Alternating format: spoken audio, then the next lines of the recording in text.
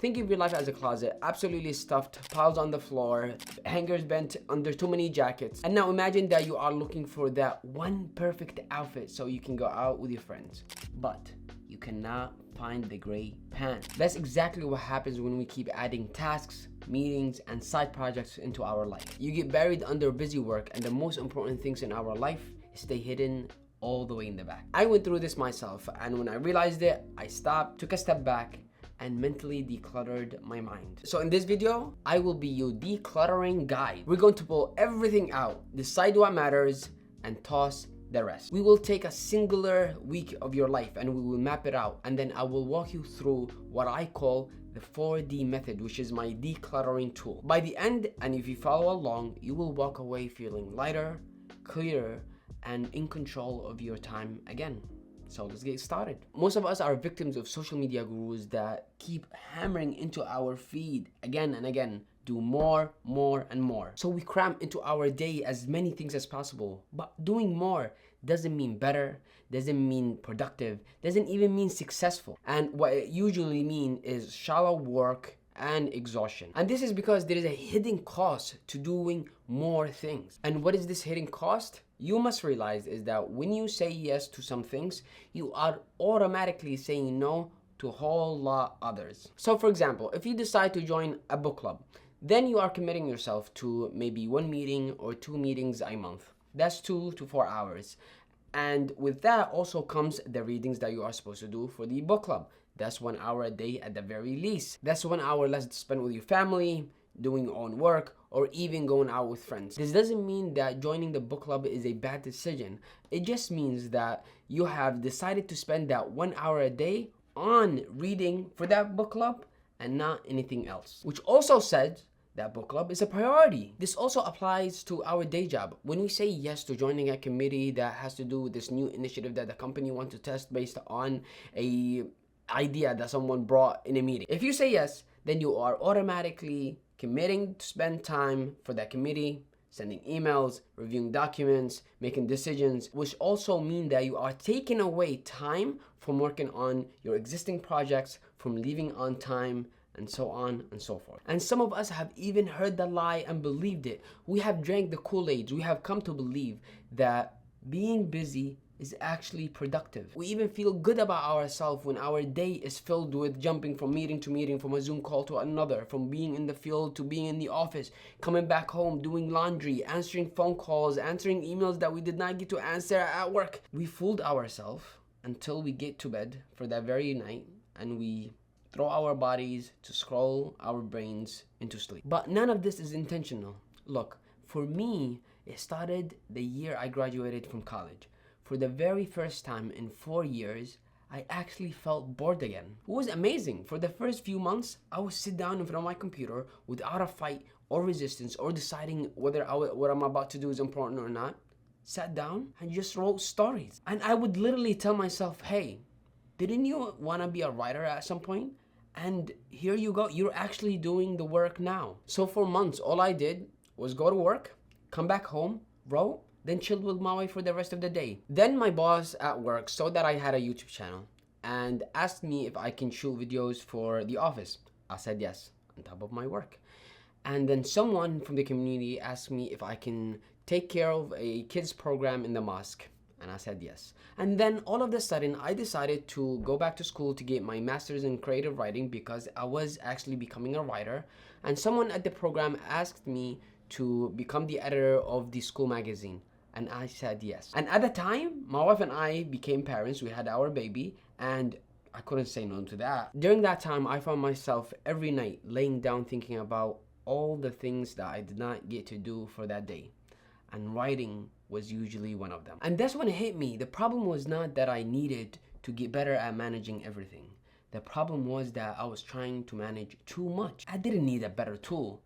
I needed a better filter. Doing more and saying yes is a trap that masks itself as productivity or progress. During that busy time of my life, I reached a breaking point. So I sat down one day and wrote a question on my journal. Imagine yourself on your deathbed, sick and old.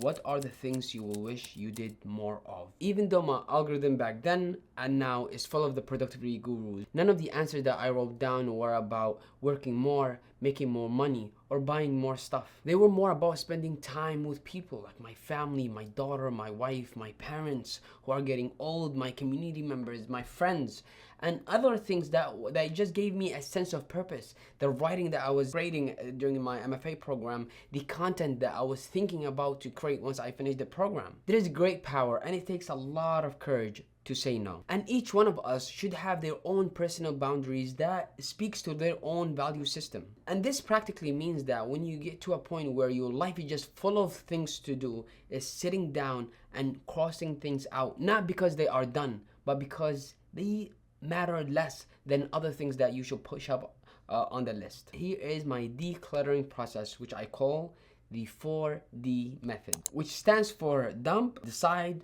declutter, design. Dump, write down everything you're spending time on, big or small. Decide, group them, then circle your 3 to 5 life areas that actually matter. Declutter, let go of everything else. Design, create your vision of the essential week. So how did this actually work in my life? Basically, I took a clean sheet of paper and I wrote everything, absolutely everything that was happening in my life, from answering emails to taking on side projects, to putting my daughter to sleep, to my volunteer time, to editing videos, to writing my stories. Then I grouped them into categories, and if I remember correctly, I think they ended up being 8 or 9 categories. Then I decided the most valuable 5. And for me, and this might look different for you, were family, writing, health, content, and career.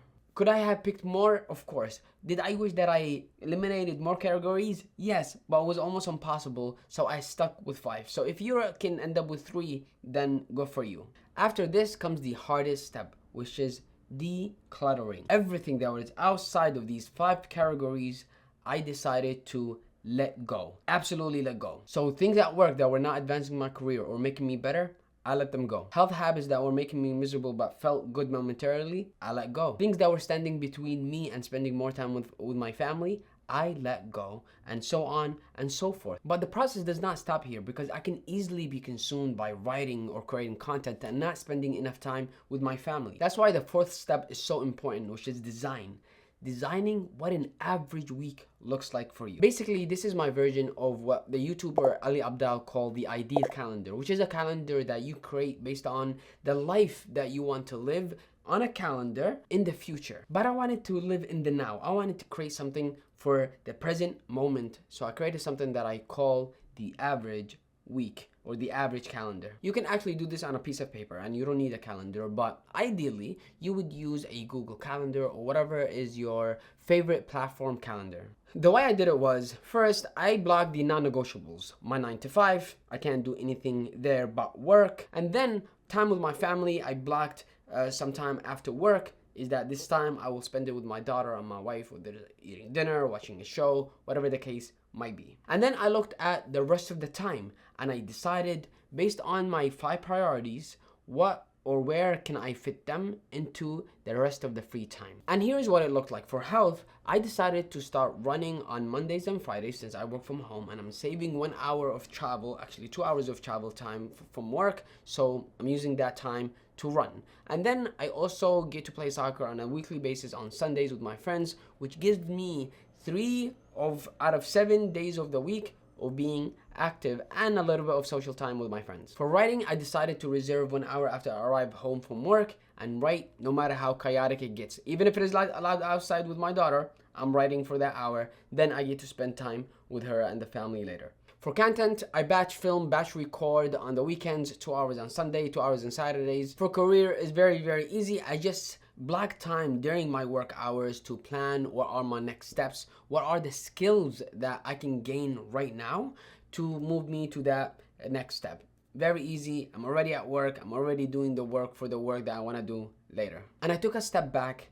I realized that a lot of the things that I was doing before, I was doing them out of guilt, not out of purpose. Do I break out of this calendar and pick a Sunday and go barbecue with my friends all day, or spend the time with my dad doing one of his side projects? Of course. But at least now I have a baseline that I can return to, and I know how much do I veer away when I add things into my life that are not based on those 5 categories. The moral of the story, and I hope that you are convinced, is that productivity does not mean busy. And doing less on purpose, it creates more space, mental energy, and time for us to actually do the things that matter to us the most. So don't be like me and wait until you are at a breaking point in order for you to look at all the things that you have added onto your bucket, onto your plate, and then have to make very hard decisions and making people upset. Do yourself a favor and sit down and write everything that you are involved in and create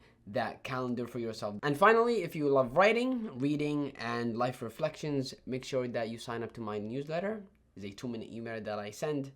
I will leave the link below in the description. In the meantime, salam.